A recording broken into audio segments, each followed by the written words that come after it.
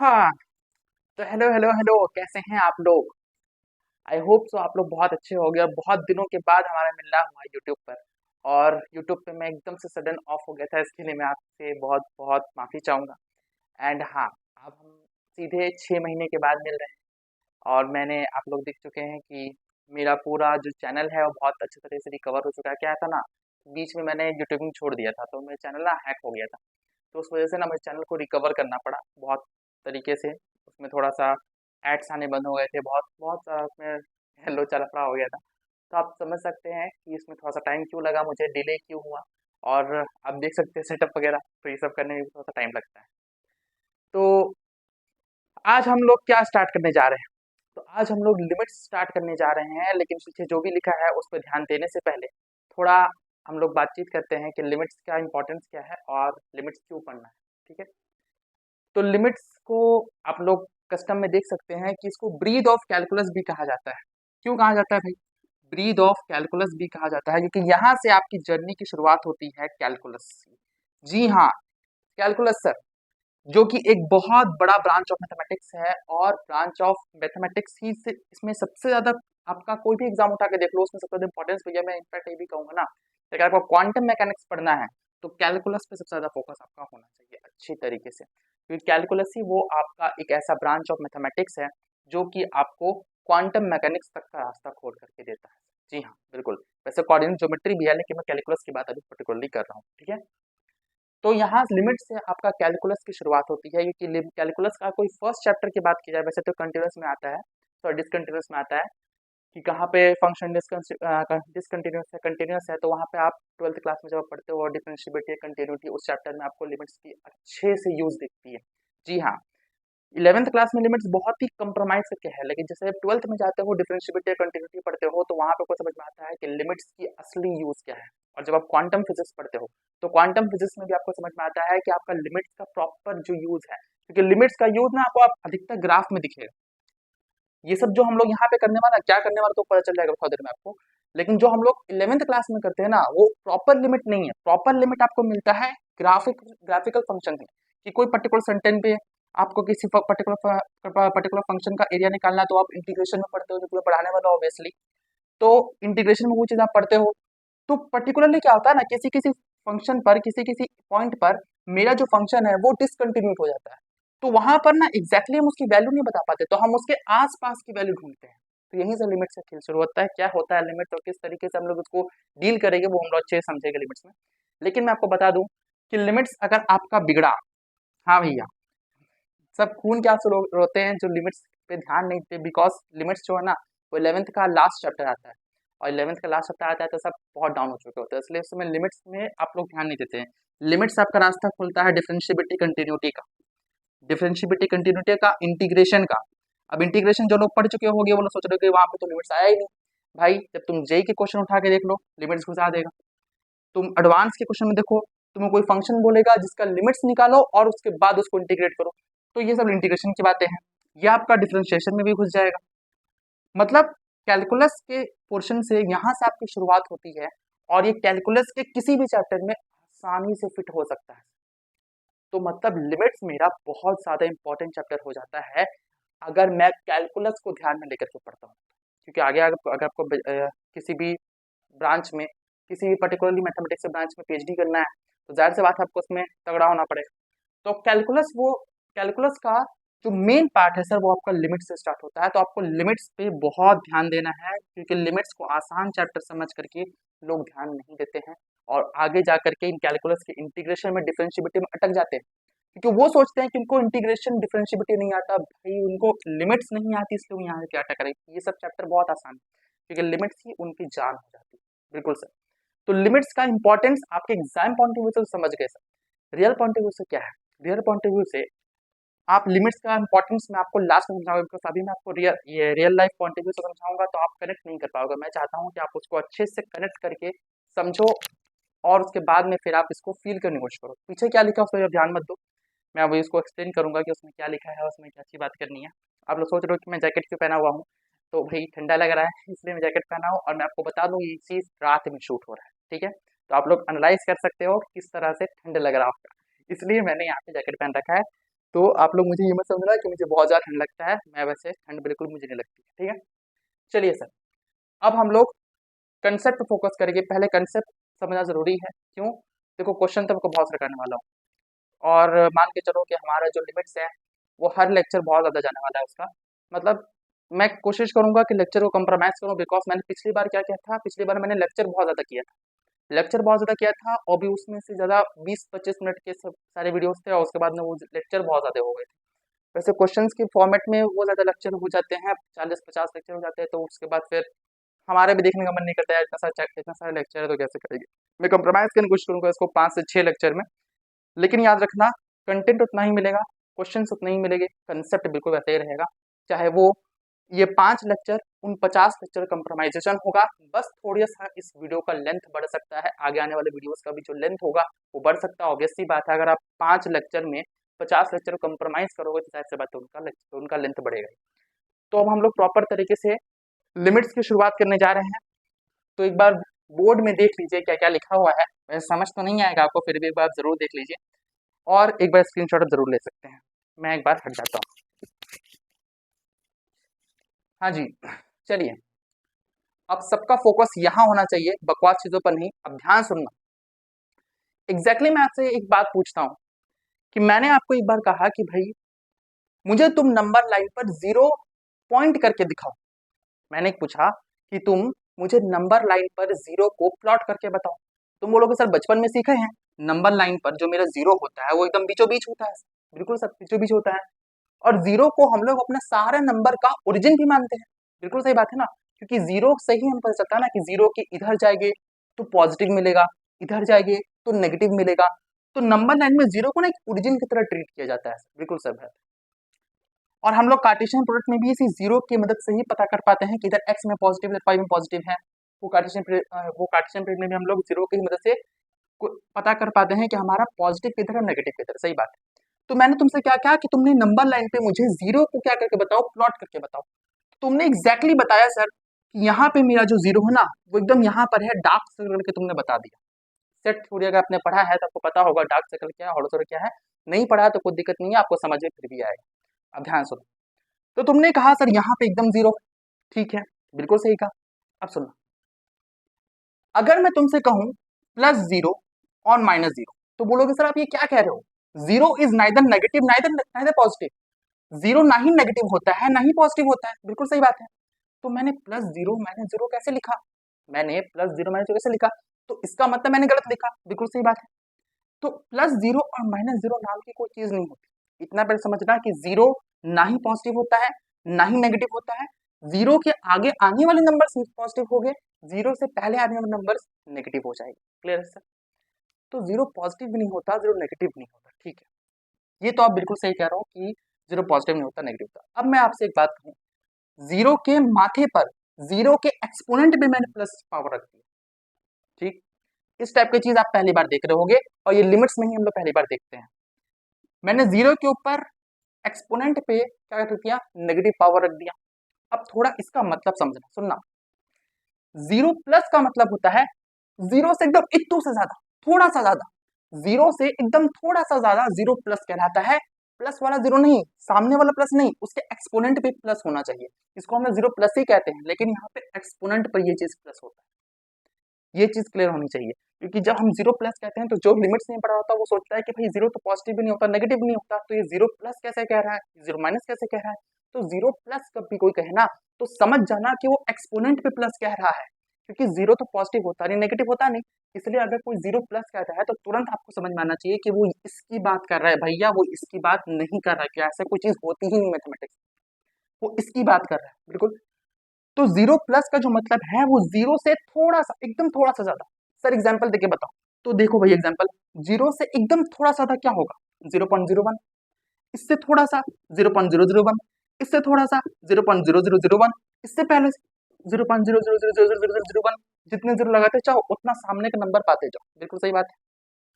तो 0 से एकदम थोड़ा सा जो ज्यादा नंबर होगा उसको हम लोग कैसे ट्रीट करते हैं सर, 0 प्लस से। इतना समझ में आया तो थम्स अप देके बताओ सर, कैसे थम्स अप दे, हम लोग तो कमेंट कर ही नहीं सकते हैं। कोई बात नहीं, हम लोग मन से जुड़े हुए हैं, आप लोग वहां से मन में आंसर दो, मैं मन में सुन लूँ। ठीक है, चलो ये समझ में आया कि जीरो प्लस का मतलब क्या है, आसपास का नंबर, एकदम सामने वाला नंबर, कि जीरो से एकदम थोड़ा सा ज्यादा नंबर कौन सा होगा, 0.01, 0.001, 0.001, 0.0000001। तो जीरो प्लस का मतलब क्या होता है, जीरो से एकदम थोड़ा सा बड़ा नंबर, एकदम थोड़ा सा। ठीक है, यहां तक क्लियर। जीरो प्लस का मतलब, अब मन में आंसर देना कि अगर जीरो प्लस का मतलब थोड़ा सा ज्यादा नंबर होता है, जीरो से थोड़ा सा बढ़ना होता है, जीरो से थोड़ा सा आगे जाना होता है, तो दिमाग लगा के बताना जीरो माइनस का मतलब क्या होगा। दिमाग लगा के बताओ कि जीरो माइनस का मतलब क्या होगा। तो जाहिर सी बात है कि अगर जीरो प्लस का मतलब जीरो से थोड़ा ज्यादा बड़ा होना है, जीरो से थोड़ा ज्यादा आगे जाना है, तो जीरो माइनस का मतलब ऑब्वियस सी बात है कि जीरो से थोड़ा सा कम होना होगा। सही बात है ना। जीरो प्लस का मतलब अगर जीरो से थोड़ा सा आगे जाना है, तो जीरो माइनस का मतलब जीरो से थोड़ा सा कम होना पड़ेगा। तो जीरो से थोड़ा सा कम मतलब क्या, सुनना, लफ्जों पे फोकस करना। जीरो से कम बोल रहा हूँ मतलब मैं नेगेटिव नंबर की बात कर रहा हूँ। सही बात है, जीरो से कम बोल रहा हूँ, जीरो से पीछे बोल रहा हूँ, मतलब मैं नेगेटिव नंबर की बात कर रहा हूँ। बिल्कुल सही बात है। तो अगर मैं नेगेटिव नंबर की बात कर रहा हूँ, तो अगर जीरो से थोड़ा सा ज्यादा 0.01 था, थोड़ा सा ज्यादा 0.001 था, थोड़ा सा और ज्यादा 0.0001 था, तो थोड़ा सा कम में नेगेटिव लगा दो, और कम में नेगेटिव लगा दो, और कम में नेगेटिव लगा दो। क्या ये थोड़ा सा कम नहीं है? सब देख के बताना। कंफ्यूज मत होना, यहाँ नेगेटिव पॉजिटिव खेल है। ठीक है, चलो, तो थोड़ा सा कम में 0.01, 0.001, 0.001, overall negative sign. Overall negative sign क्यों? क्योंकि जीरो से हम कम जा रहे हैं, जीरो से पीछे जा रहे हैं। जीरो से चाहे तुम थोड़ा पीछे जाओ, जीरो से चाहे तुम बहुत पीछे जाओ, ओवरऑल जीरो से पीछे वाला नंबर नेगेटिव ही होता है सर। इतना याद रखिए, बचपन की गणित। बिल्कुल। तो इतना मैं मान के चलूंगा कि आपको क्रिस्टल क्लियर है कि जीरो प्लस का मतलब क्या होता है और जीरो माइनस का मतलब क्या होता है। जीरो प्लस का मतलब जीरो से थोड़ा सा ज्यादा, जीरो माइनस का मतलब जीरो से एकदम थोड़ा सा कम। एकदम थोड़ा सा बोल रहा हूँ, बार बार बोल रहा हूँ, एकदम थोड़ा, ज्यादा मत चल जाना, एकदम थोड़ा, आसपास में एकदम। ठीक है, अब मैंने आपको क्यों बताया। अब आप सोचोगे ना कि ये इतना बड़ा सा कथा आपने बता दिया सर, इतना क्यों बताया। सुनो ध्यान से, मैंने अभी आपसे बात कही थी कि लिमिट्स करता क्या है। लिमिट्स करता है कि पर्टिकुलरली सर्टेन पॉइंट पे आपके फंक्शन अनडिफाइंड हो जाता है। जैसे कि मैं कहूँ, आप सबने ट्रिग्नोमेट्री पढ़ी है, मैंने नहीं पढ़ाया है, आपने पढ़ी होगी कहीं से, तो ध्यान सुनना। सबको पता है tan 90 की वैल्यू क्या होती है, मन में आंसर दो। tan 90 की वैल्यू क्या होती है? बोलोगे सर अनडिफाइंड होती है, और अनडिफाइंड को मैथमेटिक्स में कैसे लिखते हैं सर? 1/0। सही बात है, बिल्कुल सही बात है। और अगर आपने प्रॉपर ट्रिग्नोमेट्री पढ़ी है, तो tan का ग्राफ कुछ ऐसा होता है, इस तरीके से, और यहाँ कहीं होता है सर 90। क्या दिख रहा है? फंक्शन मेरा यही है, फंक्शन मेरा यही है, लेकिन इस पर्टिकुलरली सर्टेन पॉइंट पे मेरा tan का कोई फंक्शन गया क्या? सुनो सुनो सुनो, कंफ्यूज मत हो। ये पर्टिकुलरली सर्टेन पॉइंट जो 90 का है, वहां पर मेरा tan का कोई भी ग्राफ टच किया क्या? तो बोलोगे सर मेरा tan का ग्राफ सामने से आके मुड़ गया, देखो ये मुड़ रहा है ना, देखो ये मुड़ रहा है ना। तो मेरा tan का जो ग्राफ है वो सामने से आकर के मुड़ गया, लेकिन 90 को टच नहीं किया। तो मैं ये कह सकता हूं कि मेरा tan का जो ग्राफ है वो 90 पर क्या है सर? डिसकंटिन्यूस है। कंटिन्यूस ग्राफ आप किसको कहते हो? कंटिन्यूस ग्राफ आप उसको कहते हो जहां पे कहीं भी टूटा टूटी ना हो। देसी वर्ड, टूटा टूटी ना हो। टूटा टूटी मतलब सर कि अगर कोई पर्टिकुलर ग्राफ इस तरीके से जा रहा है, तो बीच में कहीं इस तरीके से टूटा हुआ ना हो, बीच में कहीं इस तरीके से टूटा हुआ ना हो, कंटिन्यू हो, हर पॉइंट पे वो कंटिन्यू जा रहा हो। यानी कि वो ग्राफ पर वो जो फंक्शन है वो हर एक वैल्यू के लिए डिफाइंड हो। तो क्या tan 90 के लिए डिफाइंड होता है? नहीं होता है। क्यों नहीं होता है? ग्राफिकली आपने देखा। यहां तक समझ में आया तो बोलो। हाँ जी, बता रहा हूँ कि लिमिट्स में यहाँ पे क्या यूज होगा, अभी मैं बताने वाला हूँ उसी पर। अभी इस पर फोकस करो। यहां तक समझ में आया तो बोलो। हाँ हाँ, फिर बोलोगे सर कैसे बोलेगे, बार बार बोलो बोलो कह रहे हो। हाँ भाई, तुम मन में बोलो, मैं मन से सुनूंगा। ठीक है, चलो, यहाँ पे था पाई बाई टू, क्लियर है। अब सुनो ध्यान से, इस पर्टिकुलरली सर्टेन पॉइंट पर क्या है सर, हॉलो सर्कल है, मतलब क्या वहां पे अनडिफाइंड हो रहा है मेरा tan, बहुत बढ़िया। तो क्या tan 90 पे हम कुछ जज नहीं कर सकते मैथमेटिकली? तो एग्जैक्टली tan 90 पर मैथमेटिशियंस ने सोचा कि एग्जैक्टली tan 90 पर हम लोग उस पर्टिकुलर फंक्शन की वैल्यू नहीं बता सकते, लेकिन उसके आसपास में तो खेल कर सकते हैं। यहां तक कितना को समझ में आया? तुम पर्टिकुलर सर्टेन पॉइंट पे कुछ नहीं कर सकते, लेकिन आसपास में तो सोच सकते हो ना, आसपास में तो तुम सोच सकते हो। तो यहीं से तुम्हारे लिमिट्स की शुरुआत हो जाती है, जैसे ही मैथमेटिशियन के दिमाग में ये आसपास वर्ड आता है, और इस tan 90 के आसपास सोचने की वो लोग कोशिश करते हैं, क्योंकि आसपास सोचने के लिए चाहिए प्रॉपर मैथमेटिक्स ऑफ लिमिट्स, और यहीं से आसपास सोचने के लिए पर्टिकुलरली जहां पर मेरा जो फंक्शन वो डिसकंटिन्यूस होता है उस पर भी हम सोच सकते हैं, जो कि लिमिट्स के साथ, जो कि मैथमेटिक्स के सारे लिमिट्स को तोड़ के रख देती है लिमिट्स की गणित। यहां तक मजा आया तुमसे बता। तो जीरो प्लस और जीरो माइनस मैंने तुमको क्यों बताया, अब तुम्हें ये चीज अच्छे से क्लियर हो चुका होगा। जीरो प्लस और जीरो माइनस मैंने तुम्हें क्यों बताया, ये तुमको अच्छे से क्लियर हो चुका होगा। और अगर नहीं भी हुआ है तो कोई दिक्कत नहीं है, मैंने ऐसे ही थोड़ा फील लेने के लिए बता दिया था। इतना आप समझो कि जीरो प्लस का मतलब क्या होता है, जीरो से हो जाता, जीरो जीरो माइनस का मतलब क्या होता है, जीरो से थोड़ा सा। क्लियर है? और ये तो मैंने ऐसे ही बस फील लेने के लिए बता दिया था। नहीं समझ में आ रहा तो मत देख इसको, मत देख मत देख मत देख इसको, मत देख, स्किप कर देना वीडियो इसको इसको मत देखना, ठीक है। चलिए अब थोड़ा सा हम लोग इसमें ध्यान देते हैं। आपने जीरो प्लस का मतलब समझ लिया, जीरो माइनस को समझ लिया। सुनो ध्यान से, मैं तुमसे पूछूं zero three by zero plus का वैल्यू क्या होगा, इसकी वैल्यू पूछ रहा हूँ, वैल्यू वैल्यू, ठीक है, इस ओवरऑल फंक्शन की वैल्यू पूछ रहा हूँ, ध्यान से सुनना। तो मैं तुमसे पूछ रहा हूँ भैया, थ्री बाई जीरो प्लस की वैल्यू क्या होगी? क्लियर है? अच्छा ठीक है सर, तो सोचते हैं सर, ठीक है। आओ सोचो मेरे साथ, सोचना कैसे सोचूंगा, ध्यान सुनो। थ्री है, जीरो प्लस का मतलब क्या सिखाया था, जीरो से थोड़ा सा ज्यादा, यही सिखाया था ना जीरो प्लस का मतलब, जीरो से थोड़ा सा ज्यादा। 0.1 रखते हैं सर, क्लियर है, आंसर क्या हो जाएगा सर, 30। बहुत बढ़िया सर। थ्री बाई 0.01 रखते हैं, आंसर क्या हो जाएगा सर, 300। बहुत बढ़िया। थ्री बाई 0.001 रखते हैं सर, आंसर क्या हो जाएगा, 3000। बहुत बढ़िया सर। ऐसे करते जाएंगे, तुम 3.0.0001 लिख दो, आंसर कितना हो जाएगा, 1 2 3 4। क्लियर है?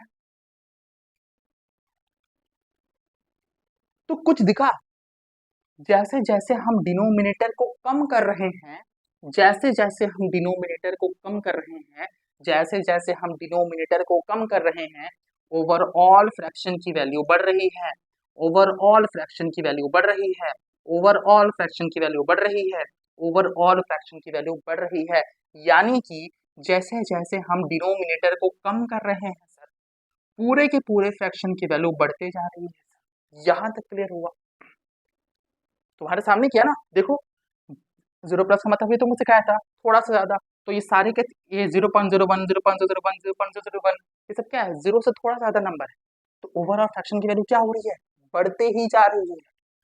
तो यहां तक समझ में आया कि मैंने किस तरीके से इस चीज को एनालाइज किया, इस चीज की वैल्यू निकालने बोला ना, इसको एनालाइज किस तरीके से है वो देखो। क्लियर है? अब थोड़ा दिमाग चल रहा है कि इसकी वैल्यू क्या आएगी, सोचो, थोड़ा दिमाग चल रहा है इसकी वैल्यू क्या आएगी, कि जैसे जैसे मैं नंबर बढ़ा रहा हूँ डिनोमिनेटर में, सॉरी नंबर कम कर रहा हूँ डिनोमिनेटर में, ओवरऑल फ्रैक्शन की वैल्यू बढ़ रही है।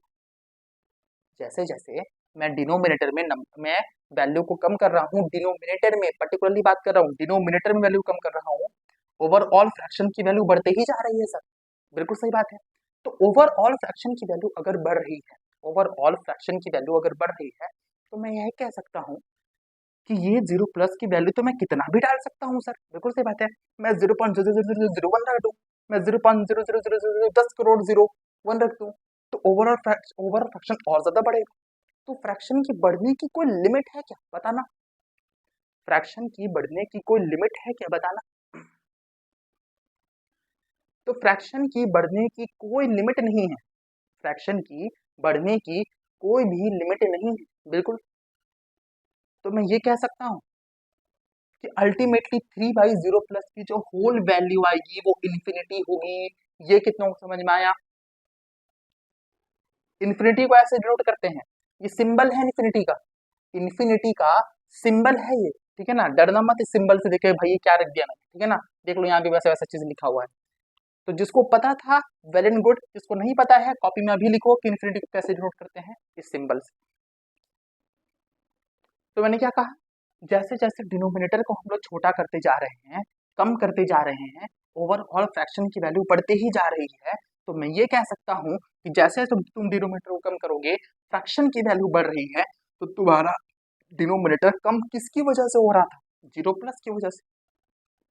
क्योंकि जीरो प्लस कोई फिक्स वैल्यू तो है नहीं ना सर, आसपास की वैल्यू में तो करोड़ों नंबर है, आसपास की वैल्यू में तो करोड़ों नंबर हो गया। तो सारे नंबर की, तो वो सारे नंबर में डाल, हाँ सारे नंबर को हम यहाँ डालते जाएंगे, ओवरऑल फ्रैक्शन की वैल्यू बढ़ते जाएगी। तो एक समय ऐसा आएगा जो में फ्रैक्शन इन्फिनिटी हो जाएगा। बिल्कुल सही बात है। तो यहाँ से एक कंक्लूजन निकालेंगे, लेकिन उससे पहले अगर ये इस तरह है तो आप मुझे अपने मन में ही आंसर देके बताना कि 3/0 की पावर माइनस की वैल्यू क्या होगी। अगर इसकी वैल्यू प्लस इन्फिनिटी है तो इसकी वैल्यू क्या होगी, जल्दी बताना। वही दिमाग लगाओ, वही दिमाग लगाओ कि वैल्यू क्या होगी उसकी, दिमाग वही लगाना। जो दिमाग अभी मैंने लगाया है वही दिमाग तुम लोग भी लगाना और इसकी वैल्यू बताना।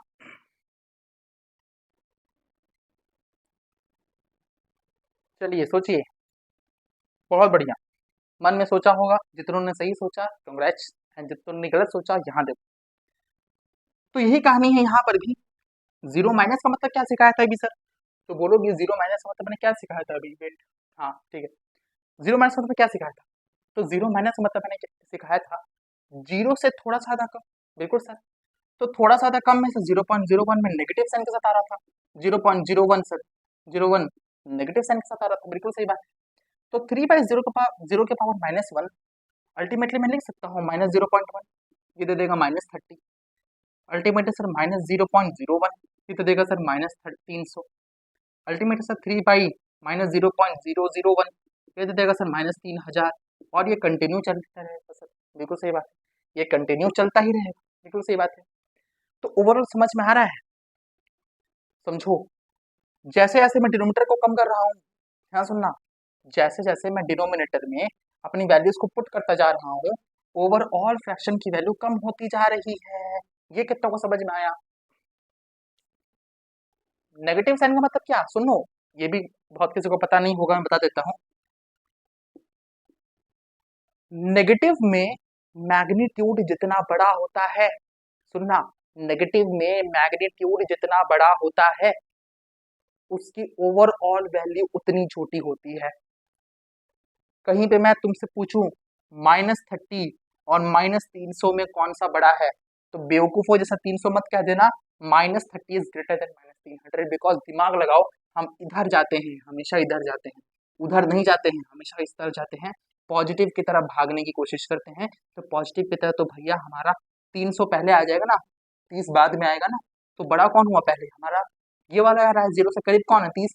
जो जितना जीरो से करीब होता है नेगेटिव में वो बड़ा होता है, और पॉजिटिव में जो जितना जीरो से दूर होता है वो उतना अल्टीमेटली बड़ा होता है। ये मैंने बता दिया, बहुत लोगों को पता नहीं होगा इसलिए, तो लोग इसको अपना टाइम वेस्ट ना होने से, ठीक है।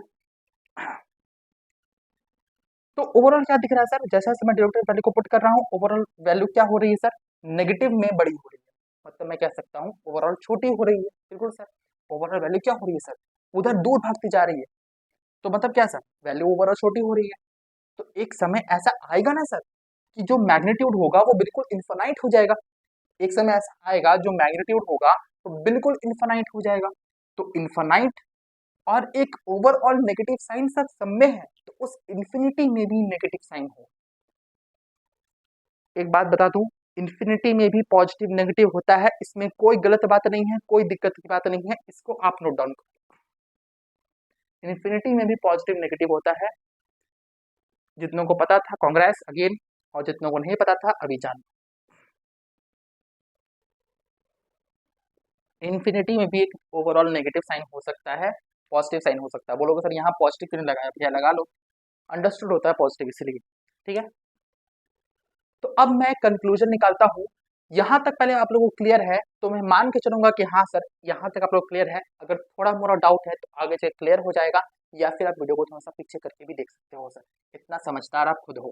ठीक है सर, अब सुनना, कंक्लूजन निकालते हैं। आ जाओ जी, कंक्लूजन निकालते हैं।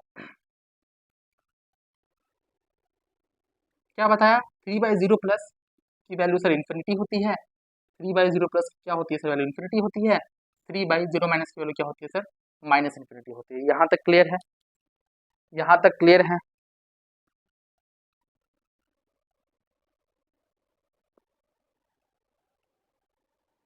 क्लियर है यहाँ तक?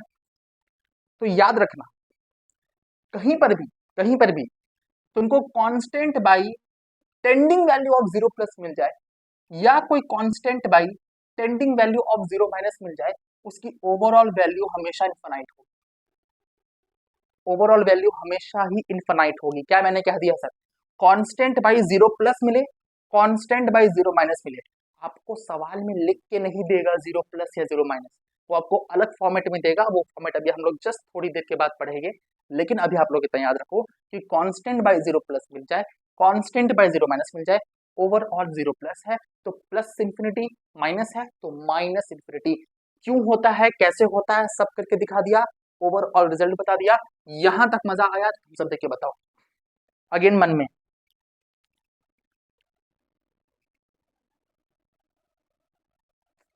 आई होप यहां तक आप लोग को समझ में आ रहा है सर। कांस्टेंट बाई 0 प्लस हो तो plus infinity, constant by 0 minus हो तो माइनस इंफिनिटी। क्लियर है यहाँ तक? क्लियर है यहाँ तक?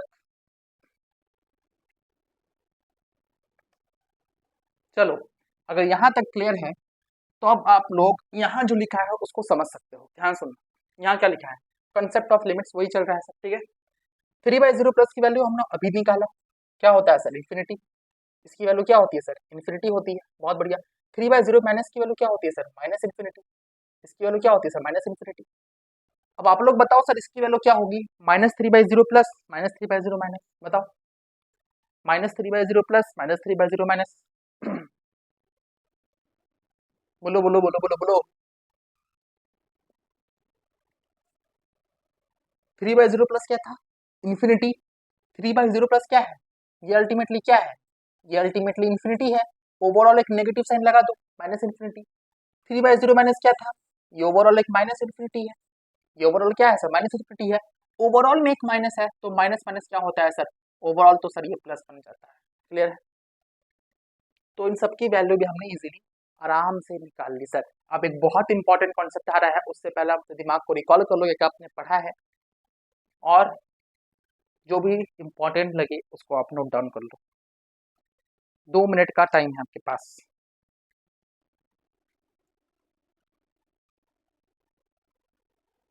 लिमिट्स बहुत इंपॉर्टेंट चैप्टर है, बार बता रहा हूँ। जो भी इसको हल्के में ले रहे हैं, जब इंटीग्रेशन पढ़ाऊंगा तो वहां जाकर अटक जाएंगे।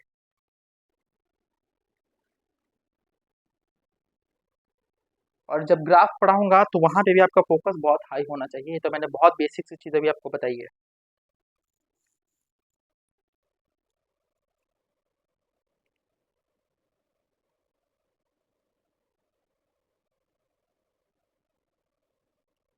आज ट्राई करेंगे कि सारा कॉन्सेप्ट आपका आज मैं आज ही कवर कर दूं, ताकि कल से हम लोग क्वेश्चन पर रीच कर पाए। कुछ ज़्यादा ही हो गया ये, चला गया। चलो, वेट, यस, मुझे मिल गया मेरा हथियार। चलो, अब एक बहुत इंपॉर्टेंट कॉन्सेप्ट आ रहा है, टेंस टू का कॉन्सेप्ट, टेंडिंग टू। भैया टेंडिंग का मतलब क्या होता है, सुनना। आप अगर ग्रामेटिकल इंग्लिश की बात करो तो टेंस टू का मतलब क्या होता है। मैं तुमसे पूछूं, ग्रामेटिकल इंग्लिश, बिल्कुल ग्रामेटिकल इंग्लिश, टेंस टू का मतलब क्या होता है। तो टेंस टू क्या हो गया इसको, हाँ, tends to is nothing but approaches. Spelling देख लेना यार तुम लोग, ठीक है, ध्यान सुनना।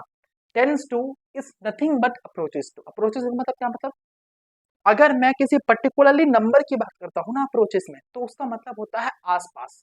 जैसे मैं कहता हूँ Ram tends to sleep at 2 AM, मतलब क्या, राम 2 बजे के आसपास सो जाता है। मतलब 2 बज के 1 मिनट में भी सो सकता है, 1:59 में भी सो सकता है, बिल्कुल सही बात है। तो 2 बजे के आसपास मतलब क्या, एकदम आस और पास, एकदम सामने सामने में जो है, मतलब उसको एकदम नेग्लिजिबल माना जाएगा। बट मैथमेटिक्स वाले उसको नेग्लेक्ट नहीं करते, सुनना ध्यान से। तो टेंस टू का मतलब अगर आप देसी भाषा में समझो तो इसका मतलब सिंपल होता है आसपास। ये जो आसपास वर्ड है ना, बहुत फेमस है लिमिट्स में, याद रखना। टेंस टू का मतलब आसपास होता है। पर्टिकुलरली आप फंक्शन को एनालाइज कर रहे हो तो उस पर्टिकुलर पॉइंट के जो आसपास की वैल्यू है, उस पर्टिकुलर पॉइंट का जो आसपास का ग्राफ में, उस पर्टिकुलरली फंक्शन का पॉइंट जहां पे अनडिफाइंड हो रहा है, उस पर्टिकुलर फंक्शन का उस अनडिफाइंड पॉइंट के आसपास में उस फंक्शन का कैसा बिहेवियर है, वही आपको टेंस टू की मदद से आप उसको रिप्रेजेंट करते हो। ठीक है।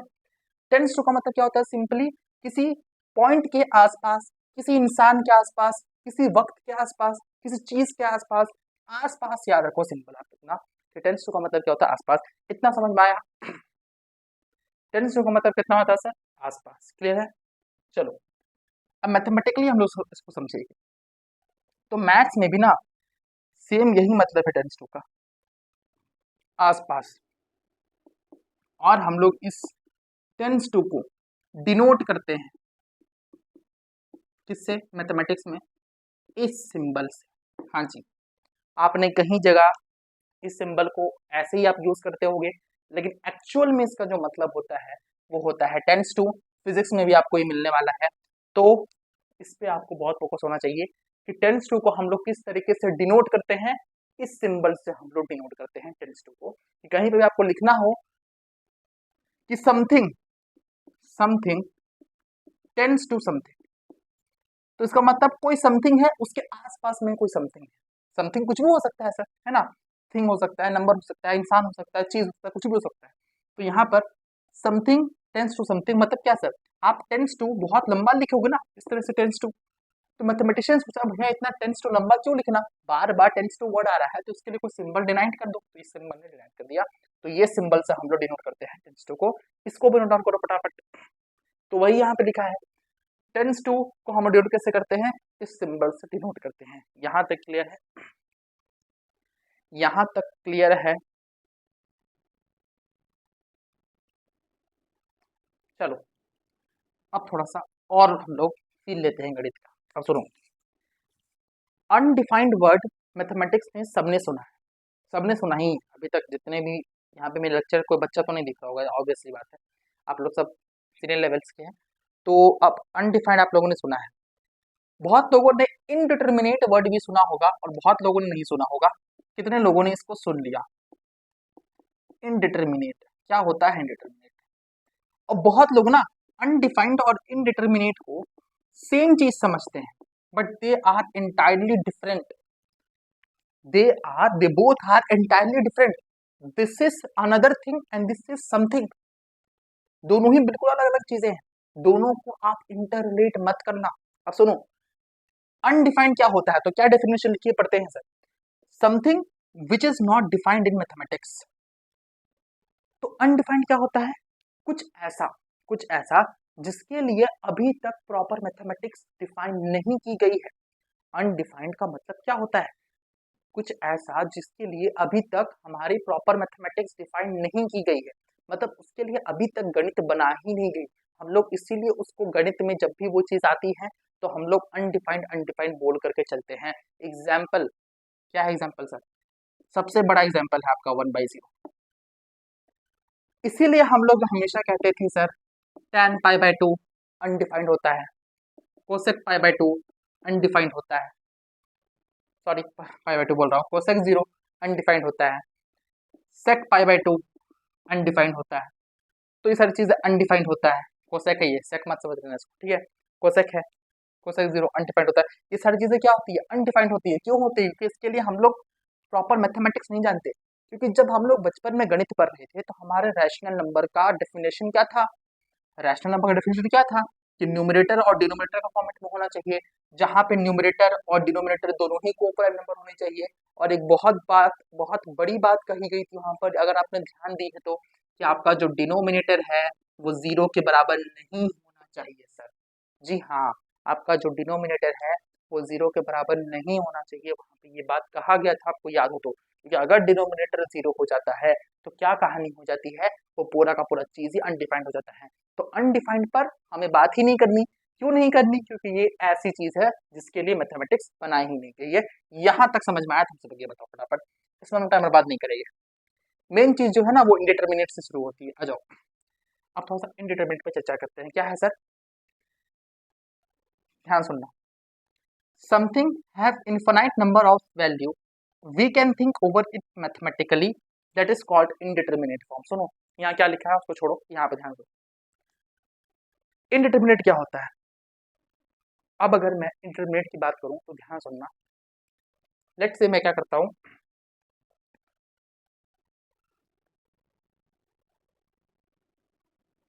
इंडिटरमिनेट कुछ ऐसा होता है जिसपे आप थिंक कर सकते हो मैथमेटिकल, और उसकी इनफाइनाइट नंबर ऑफ वैल्यू हो जाती है। उसकी क्या हो जाती है sir? Infinite numbers of value हो जाती है। पहले 1 मिनट रुको, थोड़ा इंक विंक भर के आते हैं।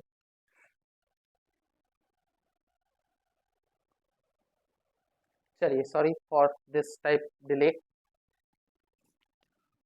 चलिए शुरू करते हैं। हाँ तो मैं क्या बताता था, इंडिटरमिनेट बताता, सुनना। इंडिटरमिनेट क्या है? Something which is not proper, sorry something which can be think in mathematics and which have infinite number of values.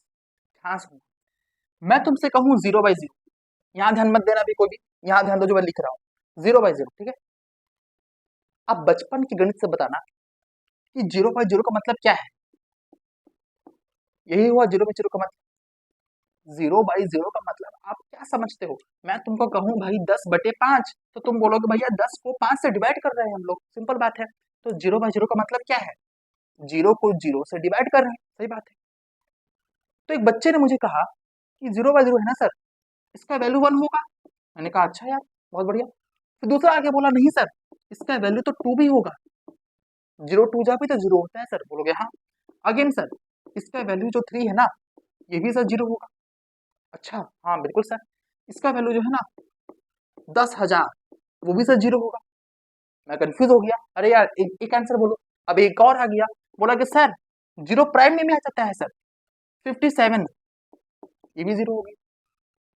मैं यार सोच रहा हूँ कि ये लोग जो कह रहे हैं बात तो सही कह रहे हैं, बिल्कुल सही बात है। अगर तुम यहाँ नेगेटिव नंबर से डिवाइड कर दो तो भी आंसर बिल्कुल वही आएगा, because 0 is neither positive neither negative, वही कहानी आपके पास में निकल के आ जाएगी। तो कुछ दिख रहा है, एक बच्चा का आंसर 1 है, दूसरा का 2 है, तीसरा का 57 है, चौथा 10,000 है, तीसरा का 3 है, किसी का 5 हो जाएगा, किसी का 10 हो जाएगा। मतलब इनफाइनाइट नंबर ऑफ वैल्यू आ सकता है। किसी कोई एक आंसर दे रहा है, कोई 2 दे रहा है, कोई 3 दे रहा है, कोई 7 दे रहा है, कोई 50 दे रहा है, कोई 1,000 दे रहा है, कोई भिन्न भिन्न आंसर आ रहे हैं सर, अलग अलग आंसर आ रहे हैं। Answer is not constant, answer is dependent on mood of each and every peoples, बिल्कुल सही बात है। तो आंसर किस पे डिपेंड कर रहा है सर? लोगों पे डिपेंड कर रहा है ना, कौन कैसा आंसर दे दे, क्या फर्क पड़ता है लोगों को? 0 1 जा 0 बोल दो, 0 100 जा 0 बोल दो, 0 10,000 जा 0 बोल दो, तो आंसर तो डिपेंड कर रहा है सर, बिल्कुल सही बात है। तो उसका क्या दिखा, इसकी आंसर की कोई लिमिट है क्या? इसका आंसर डिपेंड किस पे कर रहा है? सारी नंबर पर, और नंबर की कोई लिमिट होती है क्या? बोलोगे नहीं। तो इसका आंसर तो बहुत बहुत आ सकता है सर, बिल्कुल सही बात है। तो इनफाइनाइट नंबर ऑफ वैल्यू है, हाँ है।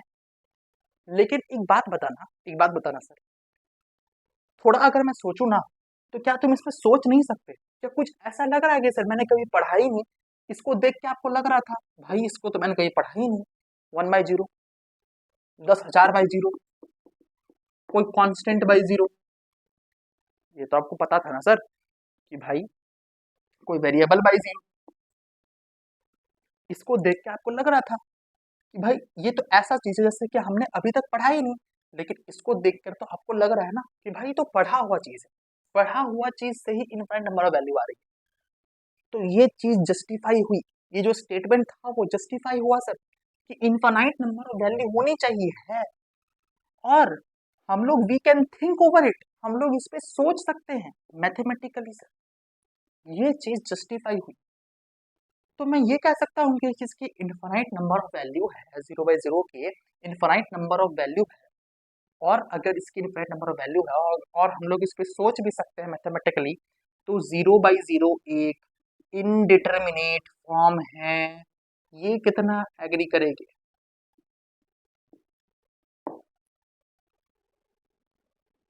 ये कह सकते हैं कि 0/0 एक इनडिटर्मिनेट फॉर्म है।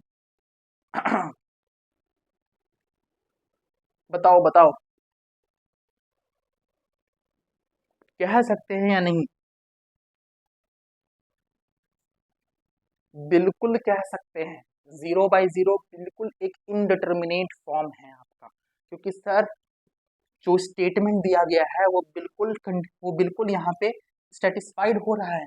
इनफाइनाइट नंबर ऑफ वैल्यू होनी चाहिए थी सर, है इनडिटर्मिनेट फॉर्म के लिए इनफाइनाइट नंबर ऑफ वैल्यू होनी चाहिए और उस पर हम लोग सोच पाए, ऐसा होना चाहिए। तो सर वो भी है, बिल्कुल सर। तो सोच भी पा रहे हैं, इनफाइनाइट नंबर ऑफ वैल्यूज भी है, तो ये इनडिटर्मिनेट फॉर्म हो गया। यहाँ तक तो मजा आया, तुम सब देखे बताओ इनडिटर्मिनेट फॉर्म की फील किसको आ गई सर एकदम?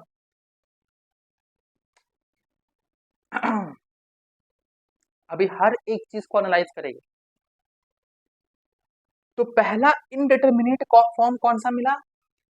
0/0 फॉर्म। पहला इनडिटर्मिनेट फॉर्म कौन सा मिला?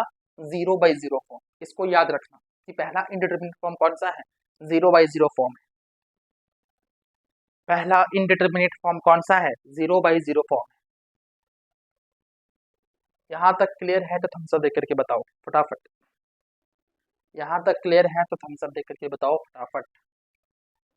चलिए अब एक एक करके सारे इनडिटर्मिनेट फॉर्म को हम लोग एनालाइज करते हैं। आ जाओ।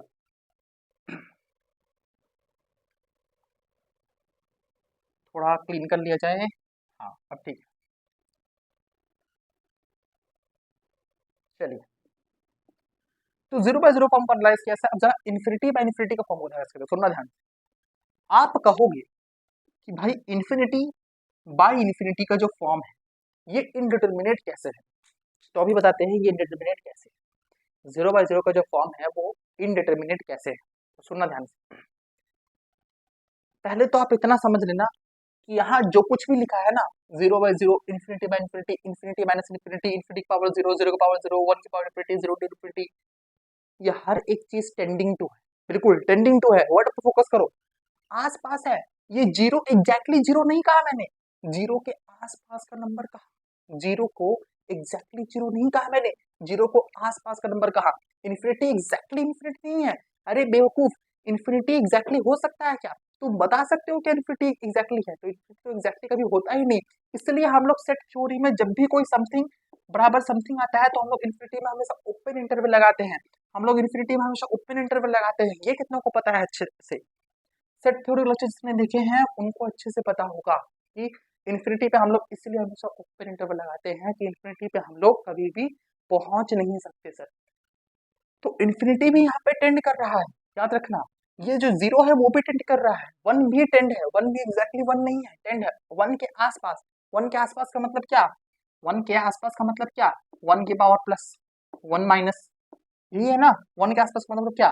1.0000001। वन के माइनस का मतलब क्या?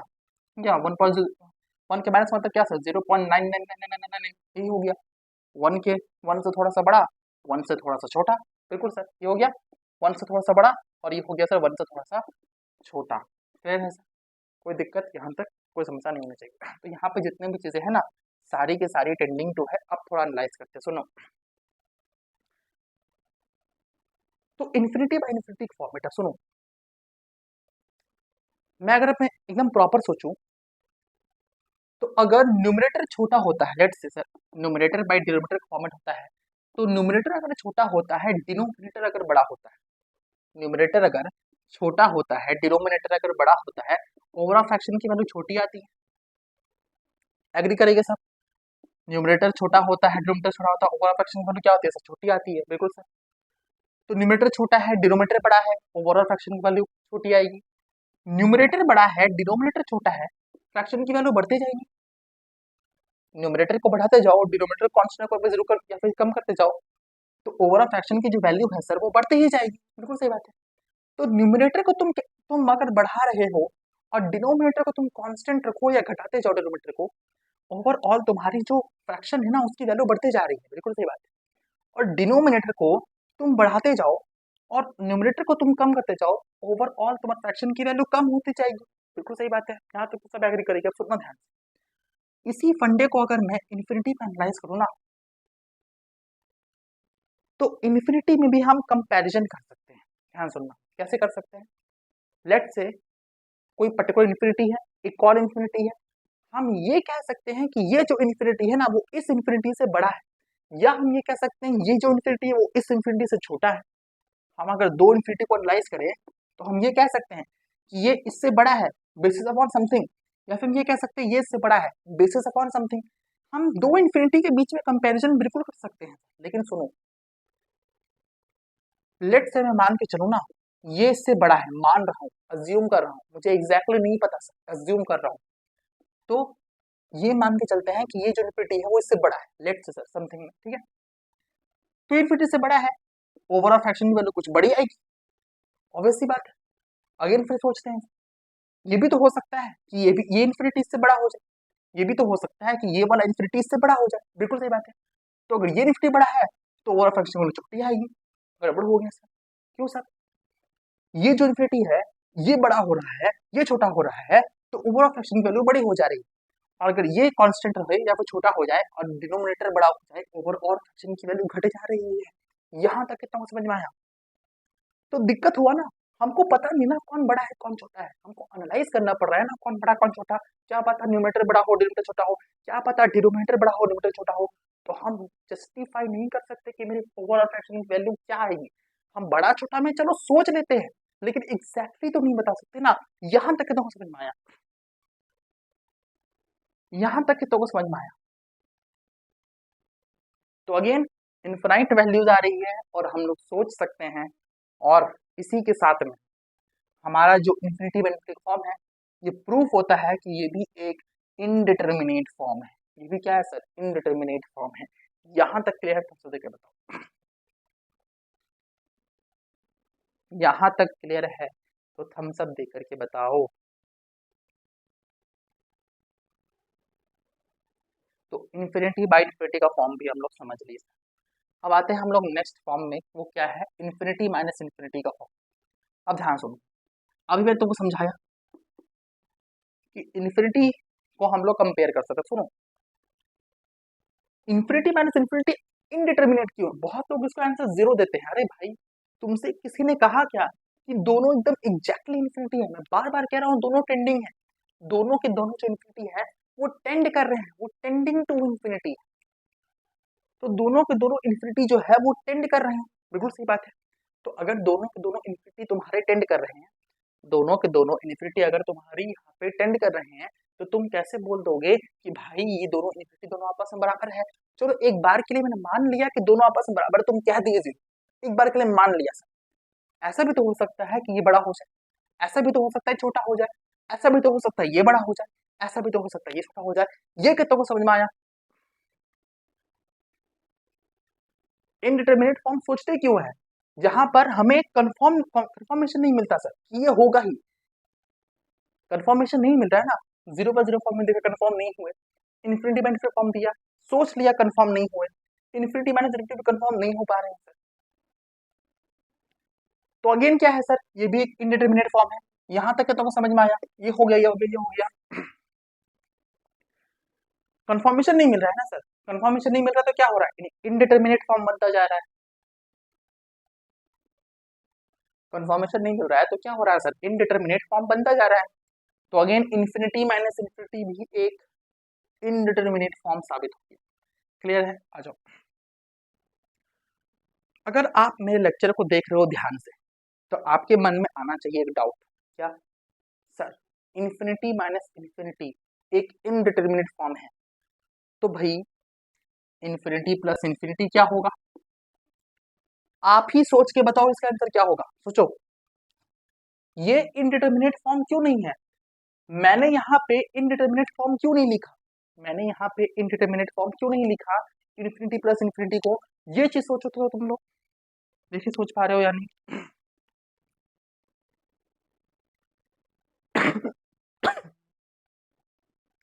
सोचो सोचो सोचो सोचो।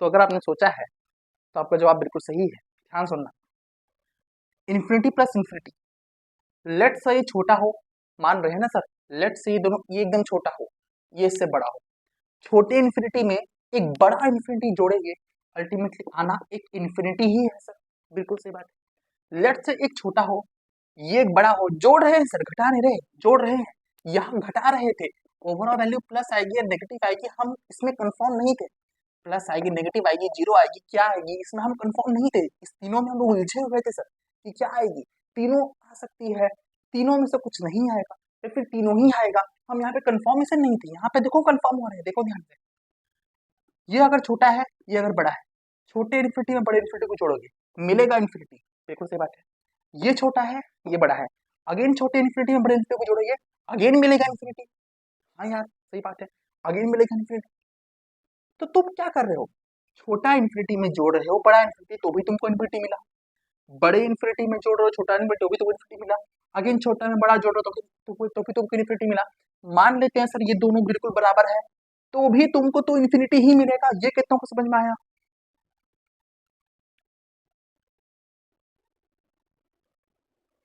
मान लेते हैं कि एकदम बराबर है तो भी तो तुमको इन्फिनिटी ही मिलेगा, ये कितनों को समझ में आया,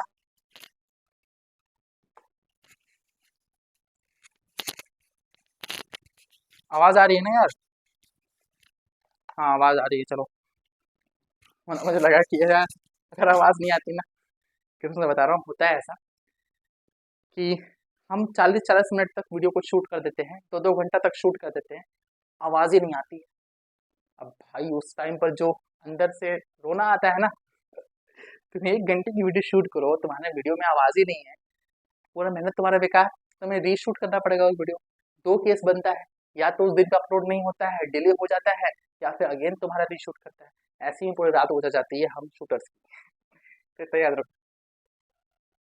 चलो, इन्फिनिटी प्लस इन्फिनिटी का फॉर्मेट में क्या होता है सर, हमें इन्फिनिटी ही मिलता है, तो हम यहाँ पर कंफर्म हो गए कि तुम छोटा इन्फिनिटी बड़ा इन्फिनिटी रखो, तुम दोनों ही छोटा रखो, तुम दोनों ही बड़ा रखो, तुम एक छोटा रखो एक बड़ा रखो, तुम एग्जैक्टली सेम रखो, हर बार मिलेगा इन्फिनिटी, कंफर्म हो गए, इसलिए यहाँ पे इसको इनडिटरमिनेट फॉर्म नहीं कहा गया, क्यों इसको हम लोग इनडिटरमिनेट फॉर्म नहीं कहेंगे, ये मैंने बता दिया, ओवरऑल इसकी जरूरत थी नहीं, लेकिन मैंने बता दिया बिकॉज आपके दिमाग में डाउट होना चाहिए, अगर आ रहा है तो इसका मतलब आप सही डायरेक्शन में सोच रहे हो, अगर आ रहा है इसका मतलब आप सही डायरेक्शन में सोच रहे हो। चलिए अब एनालाइज करते हैं हम लोग इन्फिनिटी की पावर 0, तो अगर हम लोग इसको एनालाइज कर ध्यान सुनना, इसका आंसर क्या होगा, इन्फिनिटी की पावर 0 है, मन में आंसर देना, तो कितने लोग बोलते हैं इसका आंसर 1 होगा, ध्यान सुनो, इसका आंसर 1 कब होता, चलो इन्फिनिटी तो एग्जैक्टली हो नहीं सकता, जब ये 0 एग्जैक्टली होता, मैंने अभी अभी क्या कहा था, यहाँ जो कुछ भी है सब टेंडिंग टू है, सब आस पास में खेल रहे हैं, तो 0 भी यहाँ 0 नहीं है सर, 0 यहाँ कुछ 0 प्लस है, 0 भी यहाँ 0 नहीं है सर, 0 भी यहाँ कुछ 0 माइनस के साथ में चल रहा है, तो तुमने तो दन से कह दिया, anything to the power 0 is always 1 when base is not equal to 0, बिल्कुल सही बात है, लेकिन कब, जब एग्जैक्टली 0 हो, 0 प्लस आ गया, 0 माइनस आ गया, इन्फिनिटी का पता पता है नहीं, क्या आंसर दोगे, अगेन कंफ्यूज हो गए, अगेन एक इनडिटरमिनेट फॉर्म, हम सब देखिए बताओ फटाफट, फटाफट करते थोड़ा सा, क्योंकि मैं चाह रहा हूँ थोड़ा आप लोग को इनडिटरमिनेट फॉर्म से थोड़ा आगे भी ले जाओ, कि मुझे आज कंसेप्ट खत्म करना है, और हाँ मैंने कुछ ज्यादा तोप चीज नहीं पढ़ा दिया है, जिसको लग रहा है ना कि उसके दिमाग में बर्डन आ रहा है लेक्चर लंबा होने की वजह से, तो ऐसा कुछ नहीं, आप कहीं भी जाओ आपको एक बार में ये सब पढ़ाया जाएगा, ठीक है, तो मैं कुछ आप लोग पे लोड नहीं डाल रहा हूँ। चलो नेक्स्ट फॉर्म को रियलाइज करते हैं, इसको बता के दिखाओ, देखते हैं कंसेप्ट कितनी मजबूत है आपके बचपन की गणित, 0/0 फॉर्म, कितने बोलते हैं इसका आंसर 1 होगा,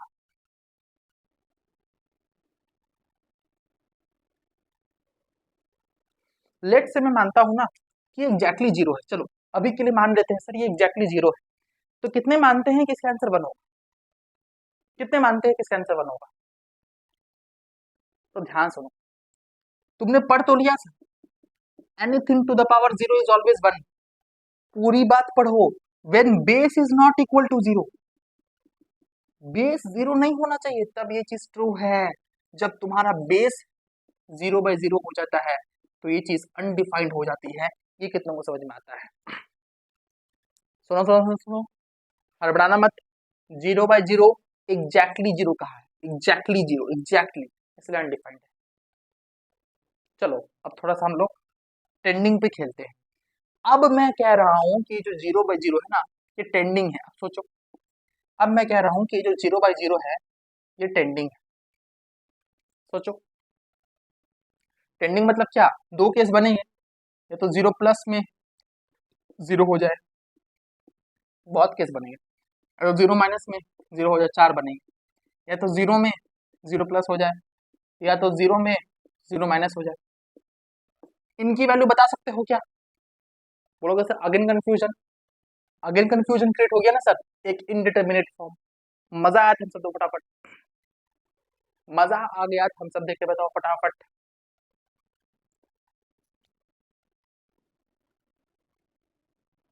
चलो नेक्स्ट वाला हम लोग एनालाइज कर लेते हैं फटाफट। 1 की पावर इन्फिनिटी, 1 की पावर इन्फिनिटी तो सही है, इसकी वैल्यू 1 है। सही है कब? जब तुम्हारा 1 एग्जैक्टली 1 हो। जब तुम्हारा 1 एग्जैक्टली 1 हो, इन्फिनिटी के आसपास भी कैसा होगा सर? इन्फिनिटी ही होगा। इन्फिनिटी के आसपास भी क्या होगा? इन्फिनिटी ही होगा। तो अगर इन्फिनिटी के आसपास भी इन्फिनिटी है, और 1 की पावर इन्फिनिटी कब 1 होता है? जब एग्जैक्टली तुम्हारा 1 होता है। 1 टेंडिंग टू नहीं होना चाहिए। देखिए मैंने क्या कहा, यहाँ पे 1 टेंडिंग टू है, तो इससे दो केस निकलते हैं। 1 1 की प्लस, 1 की पावर प्लस इन्फिनिटी, और यहाँ से भी दो केस निकलते हैं, 1 की पावर माइनस इन्फिनिटी। ये क्या होगा बताना जरा।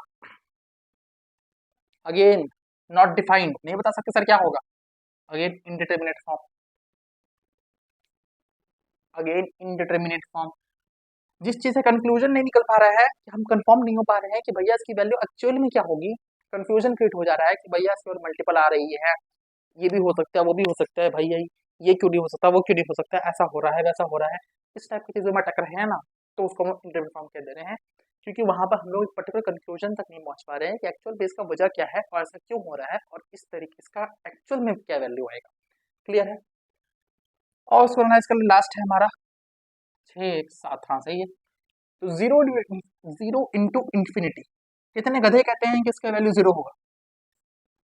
नहीं होगा। सही बात है। क्यों नहीं होगा? क्यों नहीं होगा?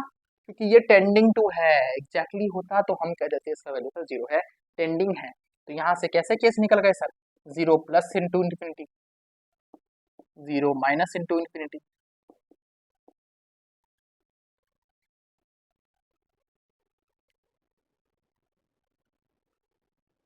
एक बात बता रहा, 0 प्लस इंटू इंफिनिटी है, जो माइनस माइनस इंफिनिटी है। सोच सकते हो क्या यहाँ पर? सोचो, सोच सकते हो क्या?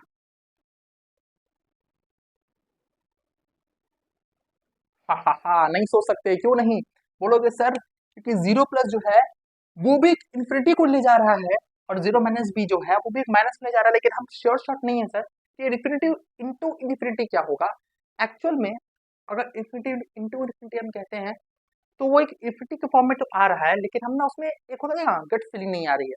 तो गट फीलिंग की वजह से भी आप इसको कह सकते हो, और ऐसा देख के भी आपको लग रहा है सर कि हम लोग इसमें शॉर्ट शॉट नहीं है, क्या वैल्यू आनी चाहिए, क्या वैल्यू नहीं आनी चाहिए, क्योंकि दो दो वैल्यू का केस बन रहा है सर।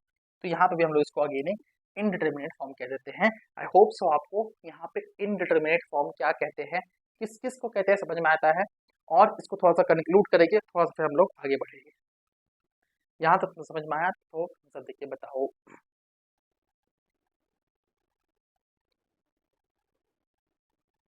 यहाँ तक क्लियर है सब कुछ? तो ये देख के बताओ सर। चलो अब थोड़ा सा हम लोग कंक्लूड करते हैं सारी की सारी चीजों को। तो याद रखना, क्या याद रखिएगा सर, 1 मिनट याद रखना। क्या याद रखोगे? टोटल 7 इनडिटर्मिनेट फॉर्म होते हैं। उंगलियों में दिखा रहा हूं, देख लो, गिन लो, याद रख लो, दिमाग में बैठा लो। 7 इनडिटर्मिनेट फॉर्म होते हैं टोटल। कितने होते हैं सर?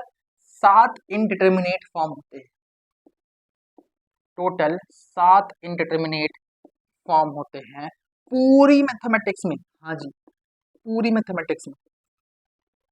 आप आगे जाओगे पीएचडी वगैरह करोगे, आपको इसका इंडिटरमिनेट फॉर्म नहीं मिलने वाला है। 7 ही इंडिटरमिनेट फॉर्म होते हैं, हम लोग 7 ही पढ़ते हैं, सब कोई 7 ही पढ़ता है। तो याद रखना कि 7 इंडिटरमिनेट फॉर्म होते हैं। कौन कौन से होते हैं हमने सबको एनालाइज किया, सबको जाना, क्यों होता है, कैसे होता है, वजह क्या है, सब कुछ अच्छे से हमने जाना। और ये सब आपके बोर्ड पे आपको लिखा हुआ है। 0/0 हमारा इंफिनिटी फॉर्म है, इंडिटरमिनेट फॉर्म है। इन्फिनिटी बाई इन्फिनिटी हमारा इंडिटरमिनेट फॉर्म है। इन्फिनिटी माइनस इन्फिनिटी हमारा इंडिटरमिनेट फॉर्म है। इन्फिनिटी की पावर 0 हमारा इंडिटरमिनेट फॉर्म है। 0 की पावर 0 हमारा इंडिटरमिनेट फॉर्म है। 1 की पावर इन्फिनिटी हमारा इंडिटरमिनेट फॉर्म है। और हमारा 7वां 0 इंटू इन्फिनिटी हमारा इंडिटरमिनेट फॉर्म है, जहां पर सब कुछ क्या है सर, टेंडिंग टू क्या है, tending to that particular value है। यहाँ तक मजा आया तो थम्स अप दे करके बताओ, और दिमाग में बैठा लो कि सब इंडिटरमिनेट फॉर्म होते हैं, और हो सके तो जरूर याद कर लो। वैसे तो सवाल करते करते आपको याद हो ही जाएंगे, लेकिन आपको अपनी ये चीज याद होनी चाहिए बेशक।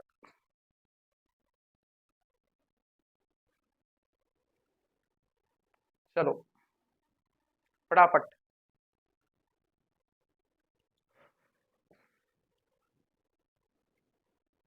ये फॉर्म नहीं है, ठीक है ना, फॉर्म पढ़ोगे तुम लोग इसको, ये फॉर्म है। मेरे हैंडराइटिंग में मत जाओ, इतनी है कि पढ़ा जा सकता है, लोग समझ सकते हैं। हाँ, वरना आप लोग देख ही रहे हो मेरे हैंडराइटिंग का क्या हाल है।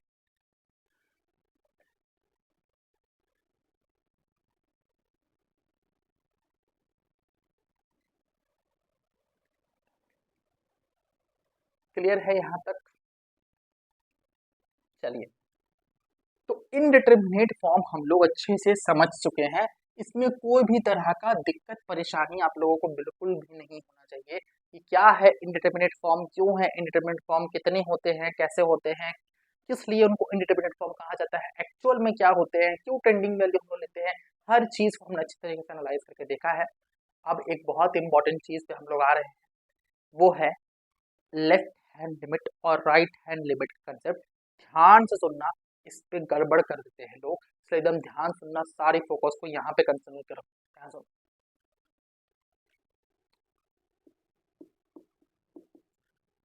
एलएचएस का मतलब लेफ्ट हैंड साइड नहीं है, फुल फॉर्म लिख ही देता हूँ मैं, तुम लोग गलत समझ लोगे। लेफ्ट, सॉरी एच एल है, या लेफ्ट हैंड लिमिट। एक मिनट,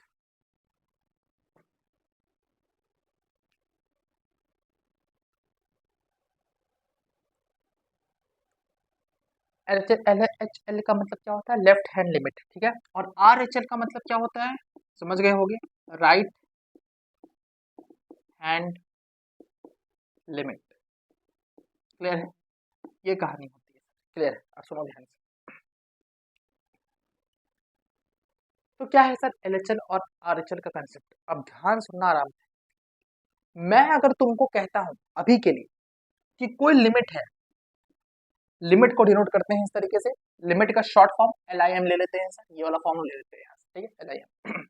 लिमिट, कोई फंक्शन एक्स होगा, कोई भी कोई फंक्शन होगा, कोई भी फंक्शन होगा, ठीक है, where x is tending to A is something, यहाँ लिख देता हूँ ए इज समथिंग, ए कुछ होगा सर, क्या पता कुछ भी होगा, गधा कुछ भी होगा सर, गधा घोड़ा हाथी। तो ये चीज जो है ना, समथिंग के बराबर है। मैंने कहा कि limit of function X tends to A something के, तो ऐसा तभी पॉसिबल है, सुनना ध्यान से, ऐसा तभी पॉसिबल है जब आपका लेफ्ट हैंड लिमिट और राइट हैंड लिमिट दोनों होने चाहिए सर इक्वल। ये एक बहुत बहुत बहुत बहुत बहुत बहुत बहुत बहुत बहुत बहुत बहुत बहुत बहुत बहुत ज्यादा इंपॉर्टेंट बात है। लिमिट्स में यहीं पर आप अटक जाओगे, लिमिट्स में यहीं पर आपसे गेम करा देता है सर कि आपका जो लेफ्ट हैंड लिमिट है वो राइट हैंड लिमिट के हमेशा बराबर होना चाहिए, तभी आप कहोगे कि किसी फंक्शन का लिमिट एग्जिस्ट कर रहा है। अगेन रिपीट करूंगा कि आपका जो लेफ्ट हैंड लिमिट है, आपका राइट हैंड लिमिट है, वो दोनों ही आपस में बराबर होने चाहिए, तभी आप कहोगे कि आपका जो फंक्शन है उसका लिमिट आपका एग्जिस्ट करेगा। यहाँ तक आपको अगर बात समझ में आती है तो थम्स अप दे करके बताओ। यहाँ तक अगर आपको बात समझ में आती है तो थम्स अप दे करके बताओ।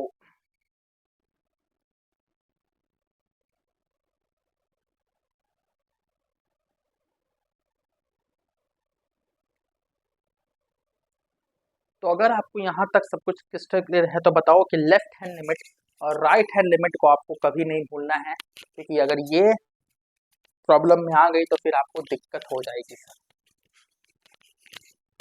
आपका जो लेफ्ट हैंड लिमिट है और राइट हैंड लिमिट है ये दोनों ही आपस में बराबर होने चाहिए, तभी जाकर के आप कहोगे कि आपका फंक्शन का लिमिट एग्जिस्ट कर रहा है। अब इसको एक एग्जाम्पल से हम लोग देखते हैं सर। आ जाओ, ध्यान सुनिए, आराम से सुनिए, ध्यान सुनिए।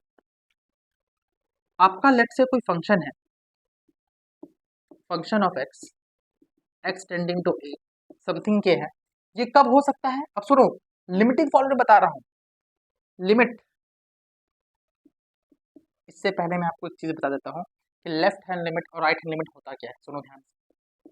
लेट से कोई जीरो है ना, लेट से अगर कोई जीरो है तो मैं पूछता हूँ जीरो का लेफ्ट हैंड साइड जाओ और राइट हैंड साइड जाओ, तो इस तरफ आप चल जाओगे राइट हैंड में और चल जाओगे सर लेफ्ट हैंड में। तो राइट हैंड में क्या होता है sir? Zero plus. Right hand में क्या होता है sir? Zero minus. Same with one, same with one. मैंने कहा वन का लेफ्ट हैंड लिमिट में जाओ तो आप बोलोगे sir one plus, right hand में जाओ बोलोगे सर वन माइनस। यहाँ तक क्लियर है? यहाँ तक क्लियर है? आई होप सो आपको यहाँ से क्लियर होगा। अब सुनो ध्यान से।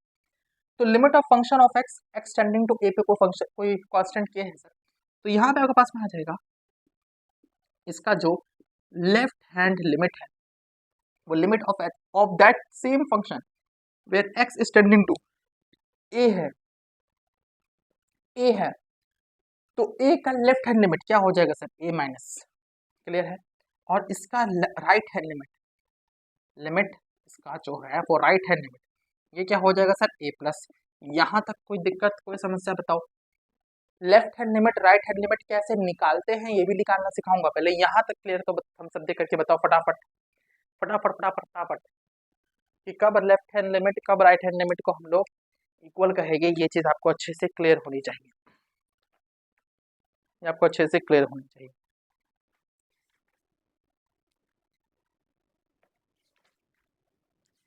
कब लेफ्ट हैंड लिमिट और राइट हैंड लिमिट आपस में बराबर हो गए, ये आपको अच्छे से क्लियर होना चाहिए सर।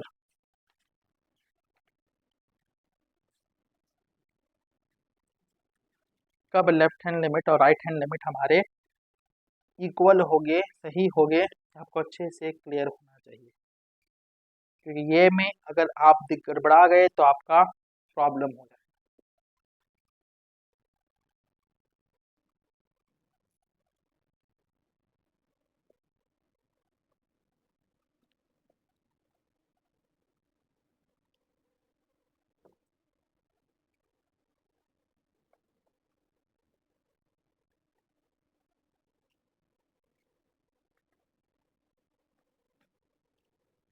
चलिए सर एक एक एग्जाम्पल लेते हैं हम लोग बढ़िया सा।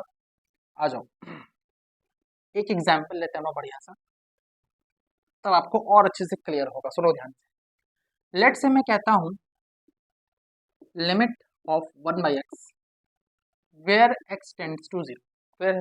अब सुनो ध्यान से। वन बाई एक्स का ग्राफ कैसा होगा सर? कुछ ऐसा जाएगा, बिल्कुल सच जाएगा। अब सुनो ध्यान से। तो पर्टिकुलरली मैं रफ तरीके से ग्राफ बना रहा हूँ, ठीक है, पर्टिकुलर प्लॉटिंग नहीं कर रहा हूँ मैं, ठीक है। रफ तरीके से अगर मैं अभी ग्राफ बनाऊँ तो ये कहानी जा रही है, ध्यान सुनो। मैंने क्या कहा, ये इसका लिमिट आएगा या नहीं आएगा आपको ये चेक करना होगा, ठीक है सर। चेक करते हैं, तो आ जाओ सर चेक करते हैं। तो इसका लेफ्ट हैंड लिमिट अगर मैं अभी निकालूं तो one by x, left hand limit निकाल रहे हैं, लेफ्ट हैंड लिमिट निकाल रहे हैं, तो X tends to what sir? X tends to zero minus, बिल्कुल सर। अब आप यहाँ पे क्या करो ना, लिमिट निकालने का तरीका होता है आप डायरेक्टली सब्स्टिट्यूट करो। अभी के लिए इतना समझो कि डायरेक्ट सब्स्टिट्यूट करो, यहाँ पे एक्स की जगह जीरो माइनस पुट करो। तो अभी हम लोग सीख क्या है sir? Constant by zero minus क्या होता है सर? माइनस इन्फिनिटी होता है। बहुत बढ़िया। अब जरा यहाँ एनालाइज करते हैं, सुनो। यहाँ पे क्या हो रहा है, आपका जो ग्राफ है, अगर मैं जीरो से माइनस की तरफ जाऊँ तो इधर कहाँ जा रहा है? ये माइनस इन्फिनिटी की तरफ जा रहा है, नीचे पाताल लोक में जा रहा है सर, बिल्कुल। तो नीचे ही चला जा रहा है, तो ये क्या रहा है सर? माइनस इन्फिनिटी हो रहा है, बिल्कुल सर, सही बात है। अगर मैं इसका left hand right hand limit निकालूं, इसका अगर मैं राइट हैंड लिमिट निकालूं तो वन बाई एक्स का अगर मैं राइट हैंड लिमिट निकालता हूँ, एक्स टेंस टू अगर राइट हैंड लिमिट है तो ये हो जाएगा जीरो प्लस, बिल्कुल सही बात है। तो अगर जीरो प्लस है तो इसकी ओवरऑल वैल्यू क्या आ जाएगी सर? इन्फिनिटी। इसकी क्या आ रही थी सर, माइनस इन्फिनिटी। देख लो, अगर हम यहाँ से जीरो से ऊपर पढ़ते जाएंगे तो यहाँ क्या हो रहा है सर, ऊपर प्लस इन्फिनिटी, प्लस इन्फिनिटी ऊपर, नीचे माइनस इन्फिनिटी। क्या LHL और RHL आपस में बराबर आए? तो बोलोगे सर नहीं आए आपस में बराबर, ये माइनस इन्फिनिटी है, ये प्लस इन्फिनिटी है। ग्राफिकली भी दिख रहा है सर ये ऊपर जा रहा है, ग्राफिकली भी दिख रहा है सर ये नीचे जा रहा है। तो अगर ऐसा है तो आप कहोगे limit of function of x not exist. बिल्कुल सही बात है sir, not exist, not not not. आपका पर्टिकुलरली फंक्शन का जो लिमिट है वो एग्जिस्ट नहीं करेगा। सॉरी यार, आप लोग को इधर दिख ही नहीं रहा था। चलो मैं यहाँ लिख देता हूँ कि लिमिट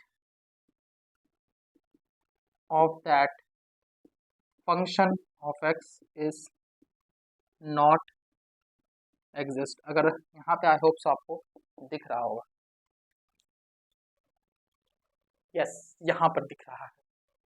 एक्चुअली क्या है ना, जूमिंग ज़्यादा हो गया इसीलिए। खैर है, ये चीज़ आपको समझनी बहुत ज़रूरी है कि आपका जो लेफ्ट हैंड लिमिट और राइट हैंड लिमिट है ना सर, वो इक्वल ही नहीं हुआ। आपका जो लेफ्ट हैंड लिमिट है और राइट हैंड लिमिट जो है वो इक्वल ही नहीं हुआ, इसलिए हम लोग कहते हैं यहाँ पे जो हमारा पर्टिकुलरली फंक्शन ऑफ लिमिट होगा वो एग्जिस्ट नहीं करेगा। ये बात समझ में आती है क्या? ये बात समझ में आती है क्या? हम सब देख करके बता दो सर, हम सब देख करके बता दो अगर ये बात समझ में आती है तो। बहुत बढ़िया, एक और एग्जांपल देखो, एक और एग्जांपल देखो। फील आना चाहिए सर, एकदम फील करके समझेगा लिमिट्स को, अच्छे तरीके से समझेगा लिमिट्स को। ध्यान सुनना। अब अगर मैं आपसे कहता हूं ना sir, limit 1/mod x where x tends to 0, तो ग्राफ कैसा होता है सर इसका? बोलोगे सर ऐसा होता है, जिन्होंने पढ़ लिया है बहुत अच्छा, जिन्होंने नहीं पढ़ा है मैं पढ़ाऊंगा। फिर ऐसा फंक्शन में हम लोग इसको पढ़ते हैं अच्छे तरीके से। ठीक है, ध्यान सुनना आराम से। तो आपको अभी नहीं पता है कि इसका जो लिमिट होगा वो एग्जिस्ट करेगा कि नहीं, तो इसका लेफ्ट हैंड लिमिट और राइट हैंड लिमिट निकाल करके हम लोग चेक करते हैं। ऐसे कैसे करते हैं आओ देखो।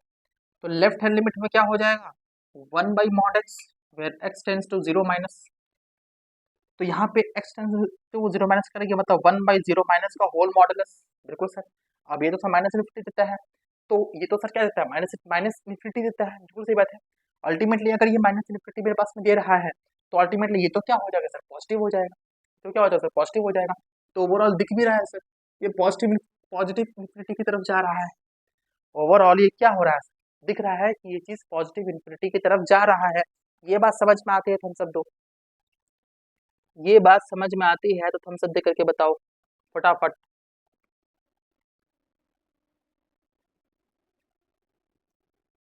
ये बात समझ में आती है तो हम सब देख करके बताओ फटाफट। ये दिख रहा है ना सर, ये भी कहाँ जा रहा है, इन्फिनिटी तरफ जा रहा है। तो ओवरऑल इसकी वैल्यू क्या बता दोगे सर, सॉरी इसकी वैल्यू नहीं, इसकी वैल्यू इन्फिनिटी LHL की। RHL में देखिएगा सर, लेफ्ट हैंड लिमिट में और यहाँ पे राइट हैंड लिमिट में अगर हम देखें तो 1/mod x where x tends to 0 plus, तो इसकी वैल्यू क्या हो जाएगी, ध्यान सुनना, 1/0 प्लस का whole modulus plus infinity. Overall यहाँ पे क्या दे रहा है, इन्फिनिटी दे रहा है आपके पास में, तो ये भी कहाँ जा रहा है सर, इन्फिनिटी में जा रहा है। तो ये भी इन्फिनिटी दिया, ये भी इन्फिनिटी दिया, तो left hand limit right hand limit दोनों बराबर। अब आप कहोगे limit of function of x is exist, इसका जो लिमिट होगा वो एग्जिस्ट करेगा। तो ये चीज आपको अगर समझ में आया कि लिमिट कब एग्जिस्ट करेगा और लिमिट कब एग्जिस्ट नहीं करेगा, कब करेगा, जब लेफ्ट हैंड लिमिट और राइट हैंड लिमिट आपस में बराबर हो जाए। कब नहीं करेगा, जब लेफ्ट हैंड लिमिट और राइट हैंड लिमिट आपस में बराबर नहीं होंगे। तो जब होगा तभी ये चीज मेरा किसी भी फंक्शन का, किसी भी फंक्शन का याद रखना, कोई भी फंक्शन के लिए ये कैटेगराइज नहीं किया गया है। ट्रिग्नोमेट्रिक हो, एक्सपोनेंशियल हो, लॉगरिथमिक हो, कैसा भी हो, आपका कोई भी टाइप ऑफ फंक्शन हो, अगर उसका लेफ्ट हैंड लिमिट और राइट हैंड लिमिट बराबर है तभी उसी पर्टिकुलर फंक्शन का मेरा लिमिट एक्सिस्ट करेगा। आई होप सो यहाँ तक आपको अच्छे से क्लियर है। फटाफट थम्स अप दे करके बता दो, यहाँ तक अच्छे से क्लियर है तो फटाफट थम्स अप दे करके बता दो, शानदार तरीके से बता दो। बोलो सर फटाफट, जल्दी जल्दी जल्दी जल्दी। लेफ्ट हैंड लिमिट और राइट हैंड लिमिट कंसेप्ट आपका अच्छे से क्लियर होना चाहिए। लेफ्ट हैंड लिमिट और राइट हैंड लिमिट का कंसेप्ट अच्छे से क्लियर होना चाहिए, क्योंकि अगर ये अटका भैया तब तो समस्या है रे। क्योंकि अगर आपका लेफ्ट हैंड लिमिट और राइट हैंड लिमिट आपस में बराबर नहीं है तो ये चीज बहुत प्रॉब्लम हो जाएगी।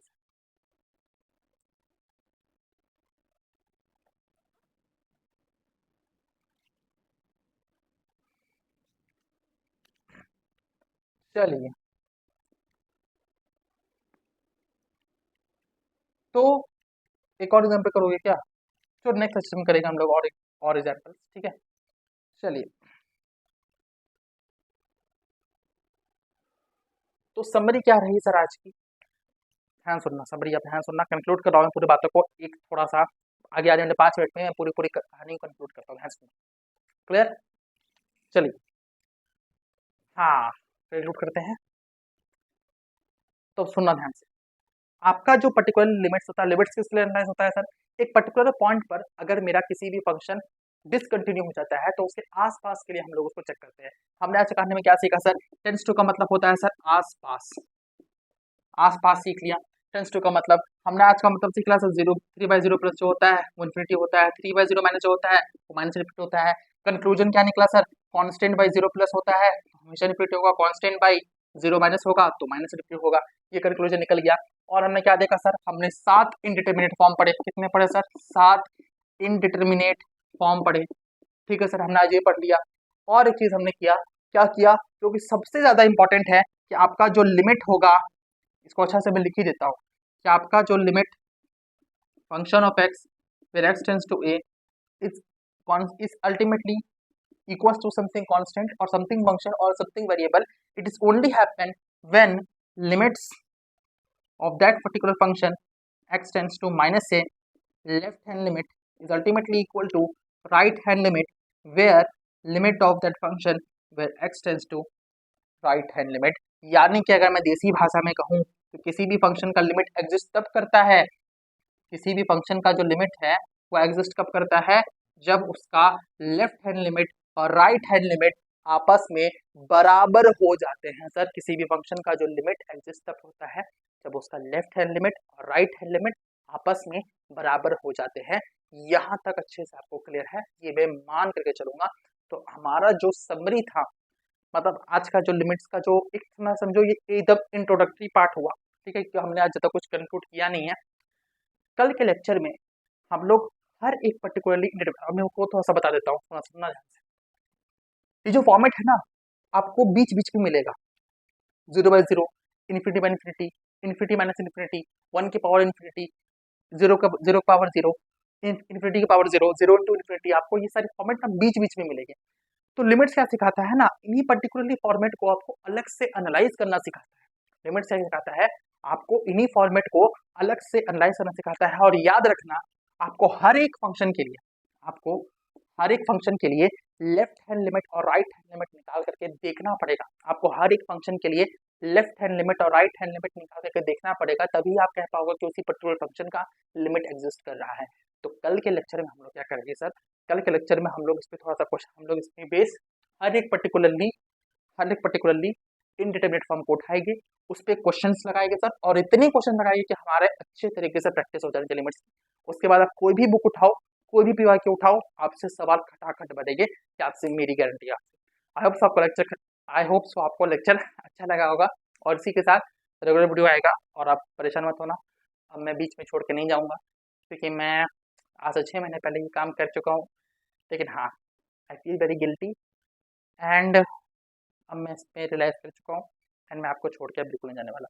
आई होप सो आपको लेक्चर मज़ा आया होगा। तो पढ़ते रहिए और मचाते रहिए।